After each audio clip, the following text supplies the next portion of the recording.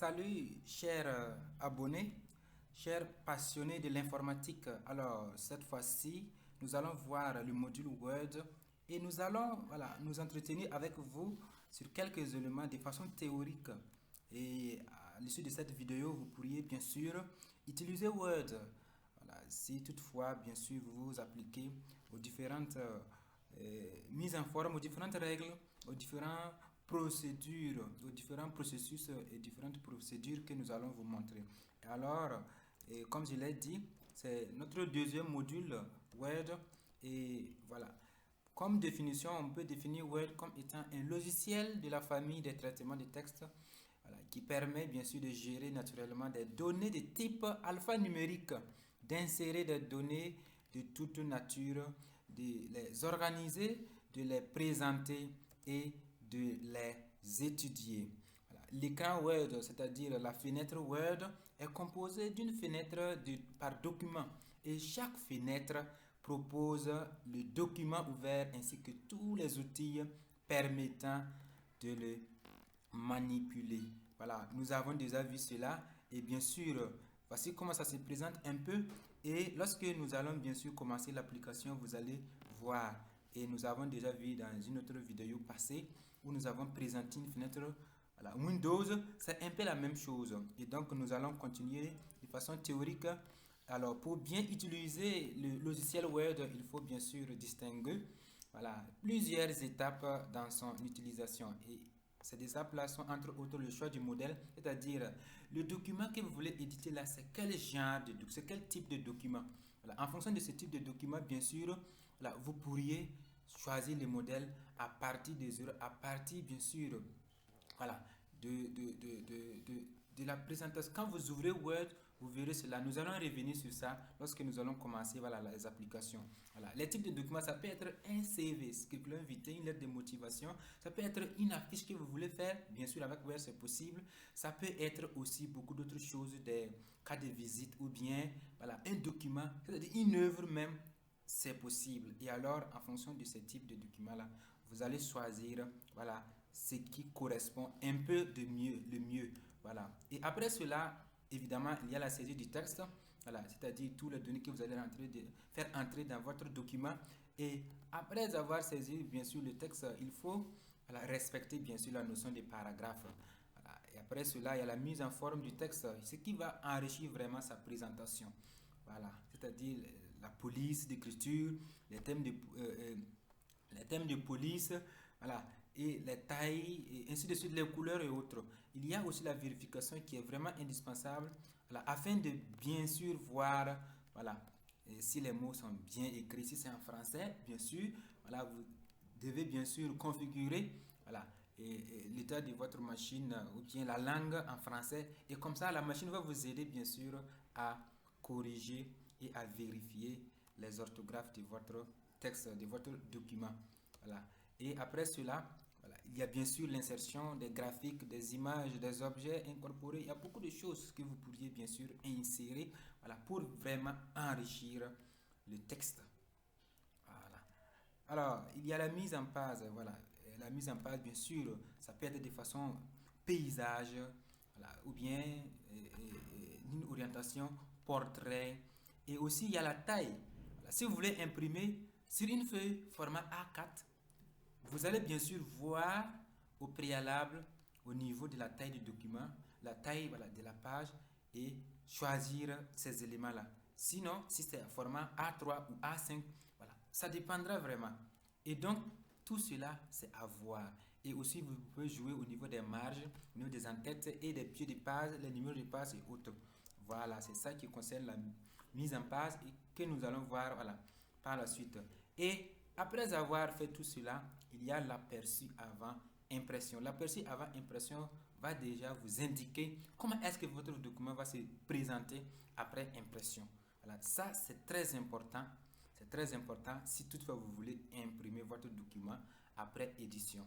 Voilà. Et bien sûr, la dernière étape qu'on considère bien sûr, c'est l'édition. L'édition, ça concerne, et bien sûr, si vous allez imprimer, vous allez publier dans une plateforme ou bien dans un site ou si toutefois vous voulez bien sûr envoyer à un destinataire bien précis, voilà, c'est un peu cela, voilà, l'édition. Voilà. Bon, le plus souvent, c'est la dernière étape, hein. Voilà. Alors, voilà, merci. Maintenant, nous allons commencer par voilà, ce qui est vraiment intéressant. Voilà, comment est-ce que nous pouvons éditer, nous pouvons faire les mises en forme, les mises en page dans les documents. Mais avant tout, voilà, il y a un élément très capital qu'il nous faut apprendre d'abord, c'est-à-dire voilà, la notion de sélection. Il y a beaucoup de manières de sélectionner. Nous allons vous montrer quelques-unes tout simplement. Et alors, pour sélectionner, voilà, si c'est juste un mot, bien sûr, c'est matérialisé par plusieurs lettres et puis il y a au moins un espacement. Voilà. Il faut dire que dans Word, s'il y a, voilà, en tout cas plusieurs caractères qui sont collés entre eux et après il y a espacement là, tout ce qui est collé là, on peut considérer ça comme étant un mot. Sinon, grammaticalement, c'est pas un mot. Voilà. Donc, si c'est plusieurs éléments qui sont collés, que vous voulez sélectionner, il vous suffit de faire un double-clic.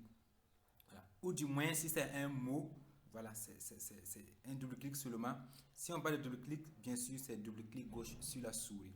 Une autre manière de sélectionner, c'est lorsque c'est plusieurs objets. Si c'est plusieurs objets, vous voulez c'est-à-dire plusieurs éléments, toute une phrase ou bien voilà, un ensemble de mots, alors il y a beaucoup de manières aussi. Vous pouvez utiliser la souris en cliquant la souris, voilà, en cliquant sur le flanc gauche de la souris et maintenir au niveau de l'une des extrémités et parcourir toute la partie que vous voulez sélectionner là. Et cela va vous permettre de sélectionner toute la partie. Lorsque vous allez arriver voilà, de l'autre côté de l'autre extrémité, voilà, vous lâchez tout simplement le clic de la souris et toute la partie là sera sélectionnée. Bien sûr, nous allons revenir sur ça voilà, de manière pratique. Et aussi, voilà, une autre sélection, c'est quoi? Lorsque vous voulez sélectionner plusieurs objets aussi, et puis de manière à sauter certains mots. Voilà.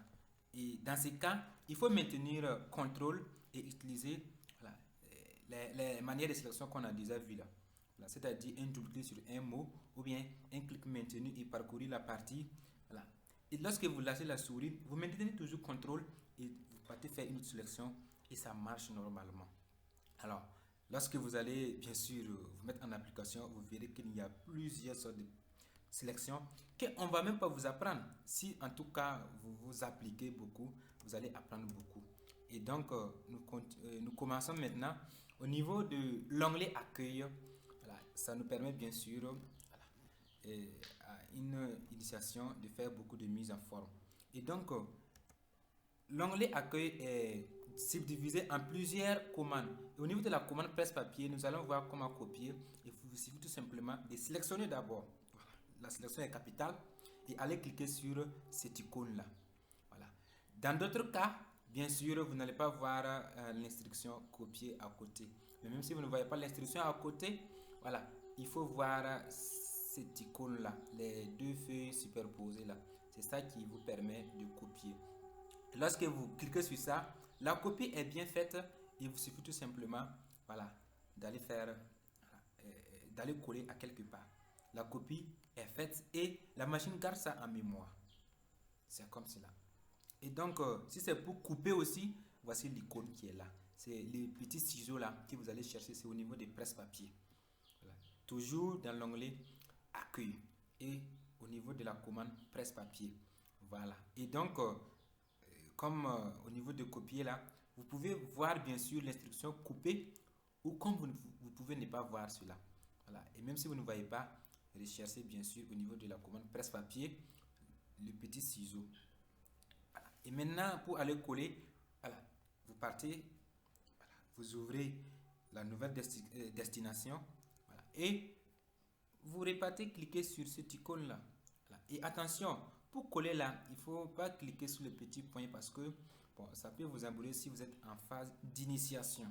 Voilà. Puisque ce petit point va vous afficher un petit menu, c'est-à-dire une petite fenêtre qui est cachée voilà, un peu en arrière-plan là.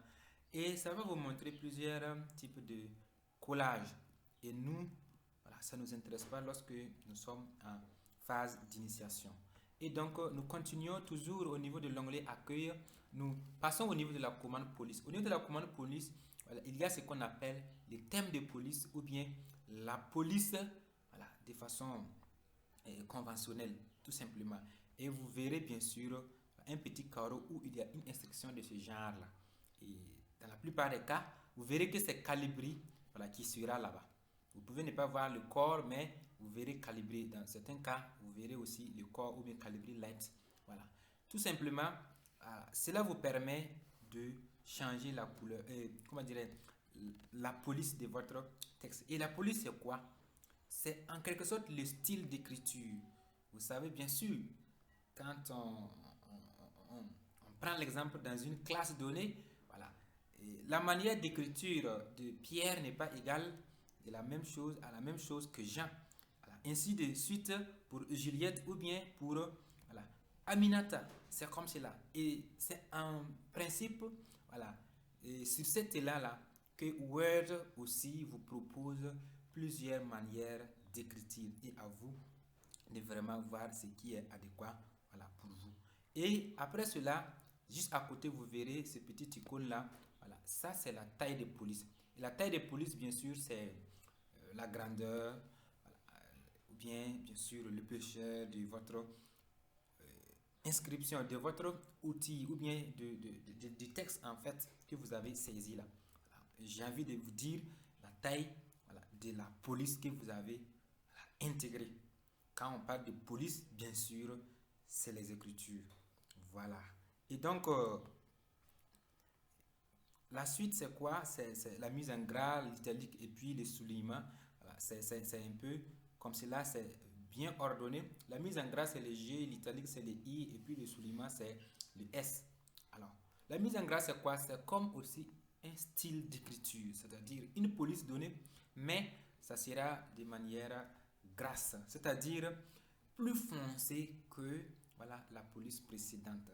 Quelle qu'en soit la police que vous allez choisir, voilà, lorsque vous appliquez les gras, ça sera plus foncé.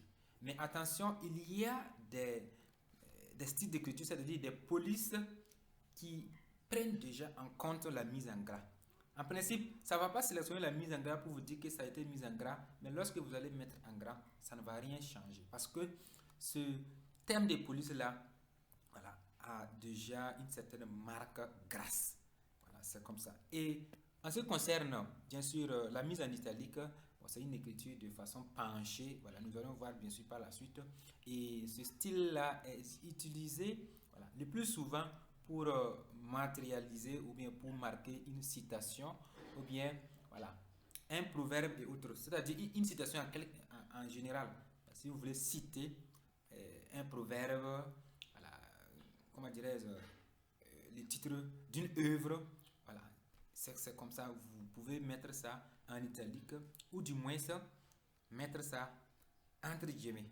Voilà, c'est ce qui est en tout cas conseillé, voilà, dans beaucoup de documents et c'est ce que beaucoup conseillent. Et c'est ainsi. Et pour souligner, voilà, c'est les S. Lorsque vous cliquez sur le S, voilà, l'élément que vous allez sélectionner là sera bien sûr souligné. Voilà. Et il faut noter qu'il y a plusieurs manières de soulignement. C'est pourquoi vous voyez les petits points qui sont à côté du S là. Dans d'autres cas, vous allez voir qu'il est juste en bas du S.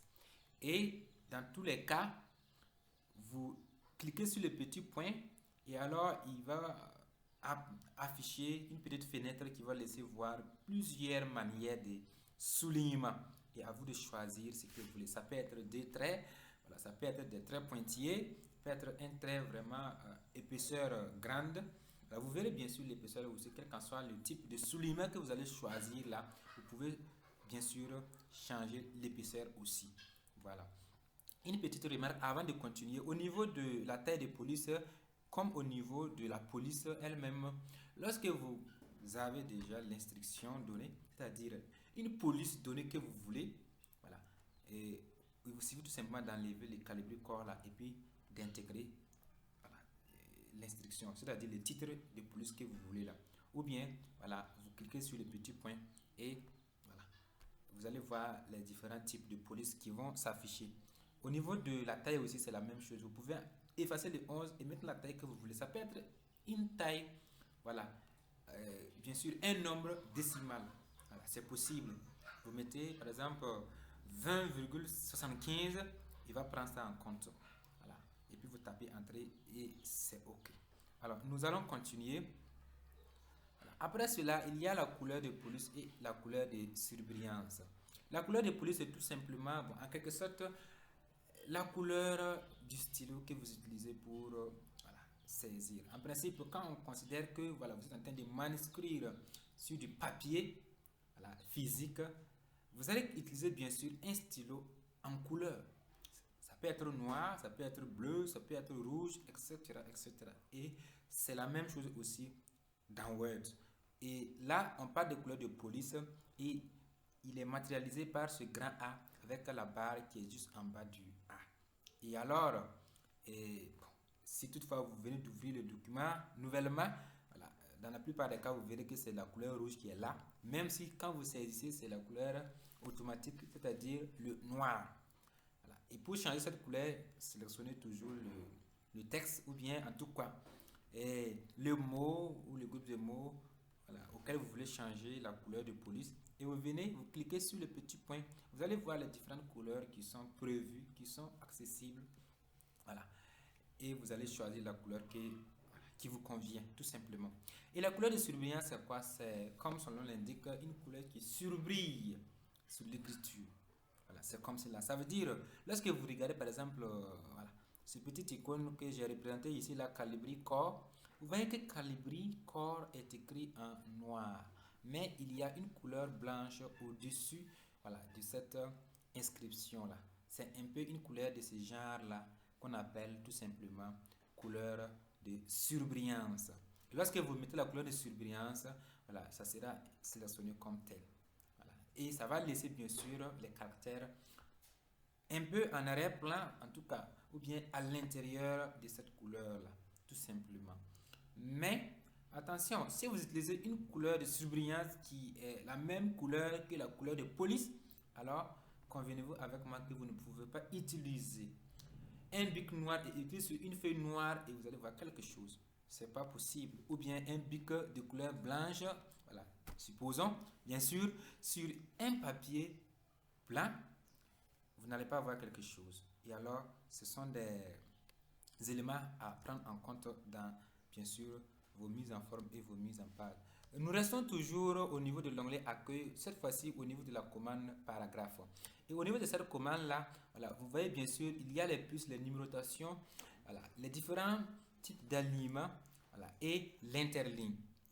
Les puces, c'est tout simplement ce que nous utilisons de façon ordinaire voilà, pour marquer des listes. Voilà, pour lister, voilà, c'est-à-dire, bon, si nous voulons bien sûr citer comment dirais, des éléments qui correspondent à un certain titre donné. Nous utilisons par exemple les astérisques, les tirets, les points, voilà, etc., etc. C'est ce qu'on appelle puce ici dans Word. Et vous partez tout simplement au niveau de la commande paragraphe et vous allez voir cette icône-là, toujours dans l'onglet accueil. Et il vous suffit tout simplement de cliquer sur le petit point et il va vous afficher voilà, toutes les puces possibles. Et la numérotation, c'est tout simplement voilà, les petits 1, petit 2, voilà, les grands 1, grand 2, les petits A, petit B, les grands A, grand B, tout ça, c'est ce truc ici. Mais attention, c'est toujours représenté par 1, 2, 3. C'est lorsque vous allez ouvrir à partir du petit point que vous allez voir ces différentes sortes de numérotation là.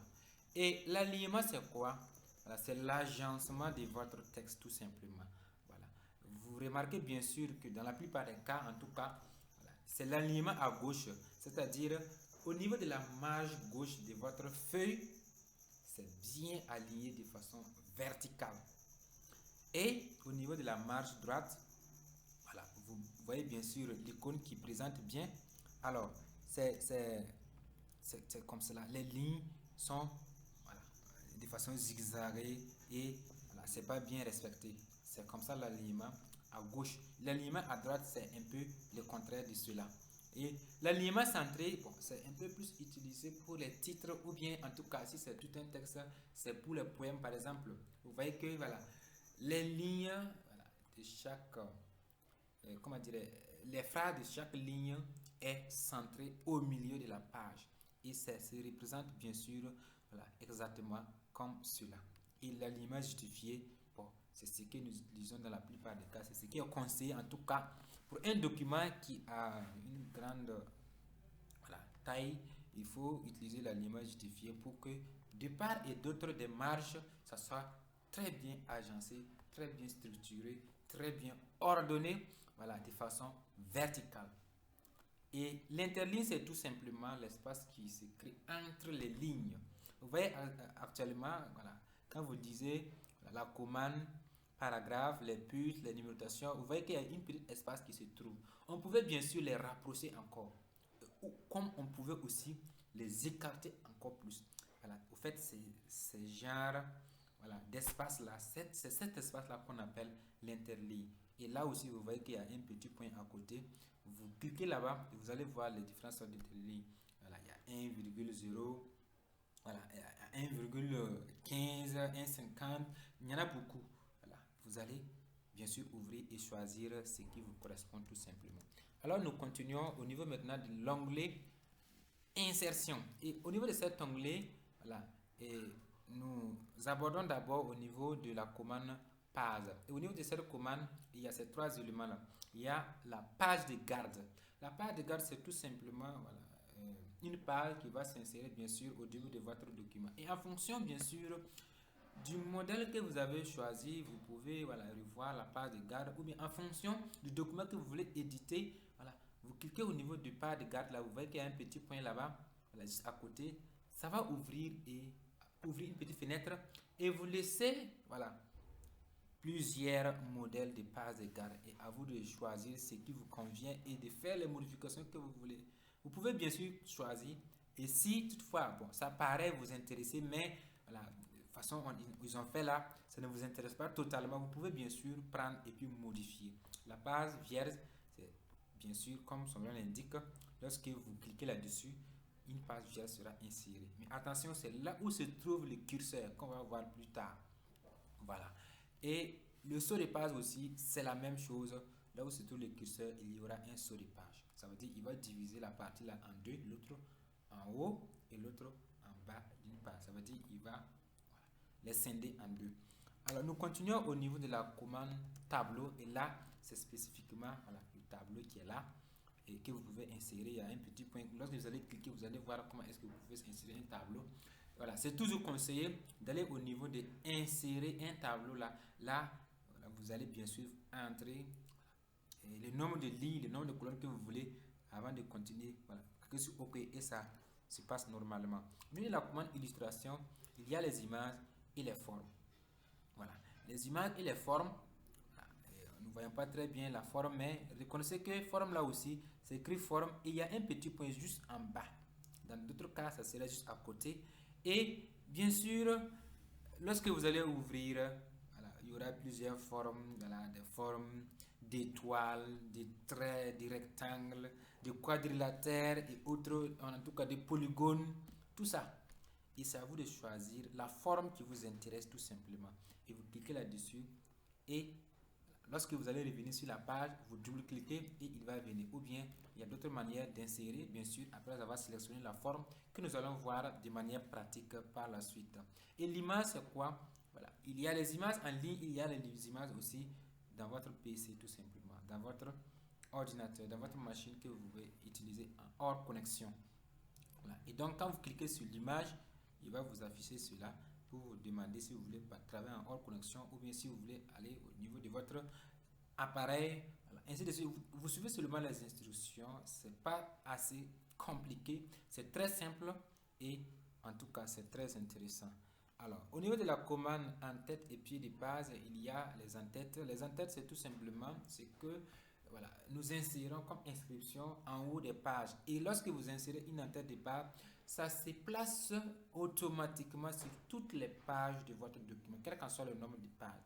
Voilà. À moins qu'il y ait vraiment une certaine modification, une certaine mise en page voilà, qui bon, scène le document en plusieurs sections voilà, que nous n'allons pas aborder voilà, ici. Mais si ça vous intéresse, bien sûr, vous pouvez nous contacter pour cela.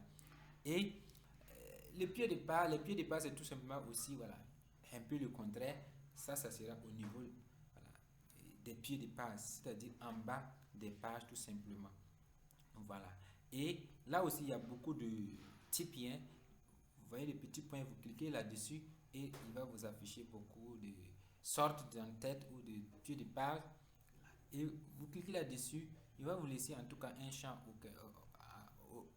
voilà, un champ auquel vous pouvez bien sûr insérer voilà, l'inscription que vous voulez là, tout simplement. Et il y a là, les numéros de page, ce sont des numéros bien sûr qui vont partir de façon ordonnée sur toutes les pages. Lorsque vous insérez le numéro de page, là aussi il y a plusieurs modèles.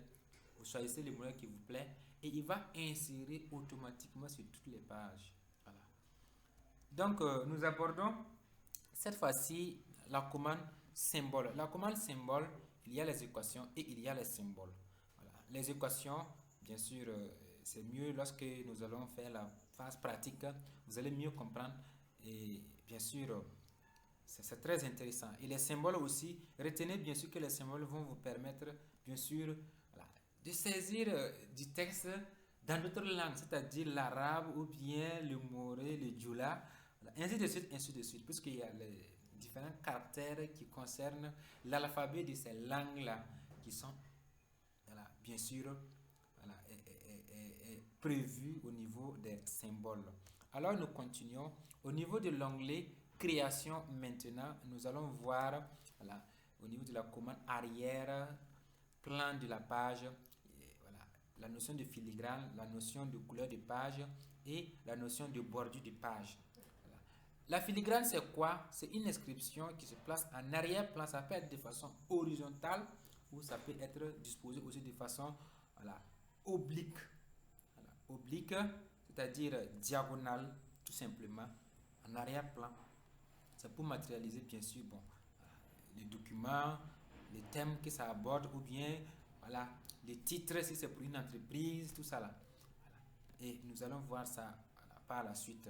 La couleur de page, c'est bien sûr voilà, la feuille qu'on utilise là. Habituellement, initialement, ça sera du blanc. Et lorsque vous changez la couleur de page, ça va prendre la couleur que vous voulez, tout simplement. Et la bordure de page, c'est tout simplement, là nous verrons voilà, deux types de bordures, c'est-à-dire il y a la bordure de page même en question qui concerne les pages, c'est-à-dire au bord des pages. Voilà. Habituellement, vous voyez